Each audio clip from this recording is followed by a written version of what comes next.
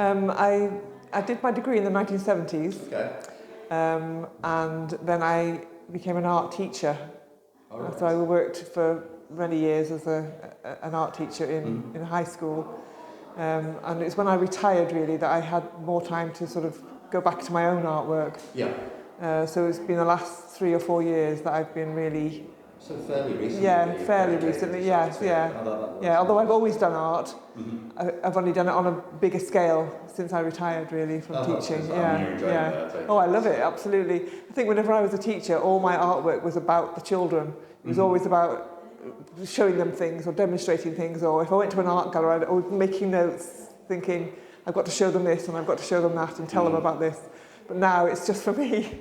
Now I go around the art gallery and can really appreciate for myself what I'm seeing and thinking about how I could, how would I do that? Yeah. So do you think all that time teaching, I'm guessing it must have fed into how you work as an artist now, rather than if you would jump straight to be an artist. Do you think that's influenced your style, or have you learned more techniques, or? That's a good question actually.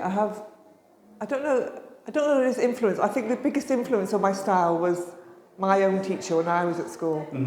And that's where the line and the shape and the composition comes from. Right. And I think my work has always been quite linear and quite drawing things that I see. I've never really, although I really appreciate looking at art and thinking, gosh, how did they do that? That's wonderful. I wonder how that happened. It's not what is in me. What's in me is the pictures that I see that I want to put on paper. Yeah. Oh, that's interesting. Because obviously, a piece of art is almost a reflection on that person's life and their experiences. So it's a very strange question to ask you actually, because there's no way of you knowing what art you would have produced if you hadn't if I hadn't been a teacher. So that's something I find particularly interesting about art. So even it might be something that's just someone going for realism and a landscape, but there's a lot of them fed into it. I think every line you put on the piece of paper is something about you. It has to come from you. Yeah. Every line, every mark is there for a reason. Yeah, there's nothing superfluous. Certain things in the landscape will speak to you more than they speak to other people. My work is always things that I can see. It's always observed drawing. I don't work like from my imagination or anything. It's always what I can see. Yeah. So would you use? Do you just visit places and then? So you would use photography or anything like that? It's more from a memory that you would produce your work. Yeah, I take photographs and do drawings when I'm there. Line drawings,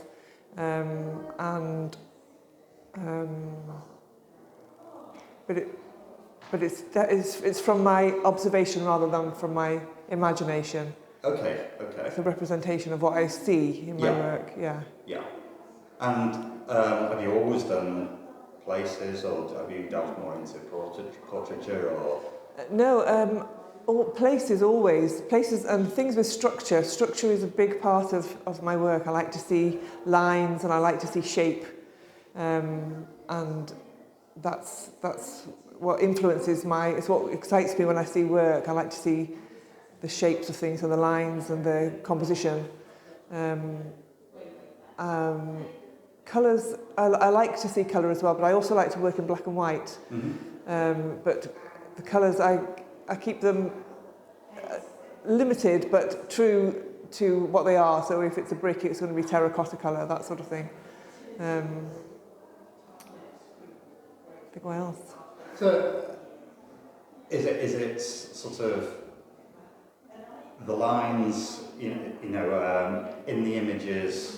Compositionally, is it that why you think you're drawn to lines? And I've been in a past life I was an artist myself, and balance and composition is very important to me. I'm just sort of intrigued with that idea of lines fitting well into the space that you have to make an image, and whether how much that feeds into your process, kind of thing. It does, and whether it's an experimental process. Do you have a set idea initially, or do you play around a lot first? There's a lot of sketching and that kind of thing initially? I do. I do have a set idea when I see something, but it very rarely ends up like my set idea.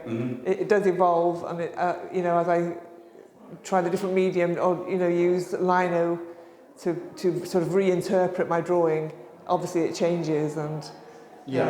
So with that, because I've never done lino or printing much myself, so when I do art I can sketch it and I can rub it out, but once you cut into lino, do you get through a lot of different versions before you end up on the finished one? Yeah.